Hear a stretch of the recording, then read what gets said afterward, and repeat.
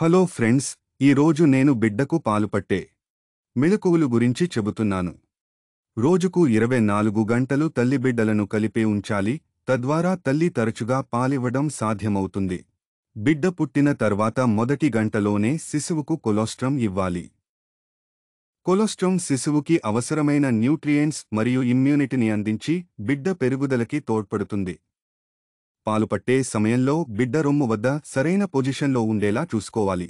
శిశువు నోరు చనుమొన మాత్రమే కాకుండా ఏరియోలా యొక్క పెద్ద భాగాన్ని కప్పాలి. అప్పుడే బిడ్డకి పాలు బాగా పట్టవచ్చు. బిడ్డను చేతితో దగ్గరగా పట్టుకొని తల, మెడ మరియు వీపుకి సపోర్ట్ ఇవ్వాలి. పాలు తాగేటప్పుడు మింగిన గాలిని వదలటానికి సున్నితంగా నిమరాలి. బిడ్డను ఛాతీపై లేదా భుజంపై నిటారుగా ఉంచి వారి వీపును తట్టాలి లేదా నిమరాలి. బిడ్డకు డిమాండ్ మేరకు పాలు పట్టాలి. ముఖ్యంగా మొదటి వారాలలో రోజుకి 8 నుండి 12 సార్లు పాలు పట్టాలి. ఆకలి సూచనలు అనగా పిడికిలిని నోట్లో పెట్టుకోవడం లాంటి కదలికలు గమనించి వెంటనే పాలు పట్టాలి.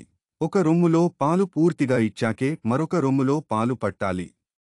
తద్వారా శిశువుకు కొవ్వు తక్కువగా ఉండే ఫోర్ మిల్క్, కొవ్వు అధికంగా ఉండే హిండ్ మిల్క్ రెండూ అంది బిడ్డ పెరుగుదలకి ఉపయోగపడుతుంది. బిడ్డ పుట్టిన ప్రారంభ రోజులలో సాధ్యమైనంతవరకు skin to skin contact practice చేయాలి. ఇది శిశువు యొక్క ఉష్ణోగ్రత మరియు హార్ట్ రేటును నియంత్రిస్తుంది మరియు తల్లి పాలివ్వడాన్ని ప్రేరేపిస్తుంది. వైద్యపరంగా అవసరమైతే తప్ప బిడ్డకు ఇతర ఫార్ములా ఫీడింగ్ ఇవ్వకూడదు. తద్వారా తల్లికి పాలు తయారవడంలో ఇబ్బందులు రావు. బిడ్డకు కృత్రిమ చనుమొనల అవసరం రాదు. చనుమొనలలో క్రాక్స్, నొప్పి రాకుండా నివారించడానికి బిడ్డకి సరైన పొజిషన్లోనే పాలు ఇవ్వాలి. ఒకవేళ ఏదైనా ఇబ్బంది వస్తే కొన్ని చుక్కల తల్లి పాలను చనుమొనలపై సున్నితంగా రుద్దవచ్చు. తల్లిపాల ఉత్పత్తిని పెంచే ఫుడ్ తినాలి. చేపలు, ఎగ్స్, ఓట్స్, మెంతులు, సోంపు గింజలు, బాదం, వెల్లుల్లి, ఆకుకూరలను తరచుగా తినాలి. తప్పనిసరిగా నీళ్లు తగినంత తాగాలి.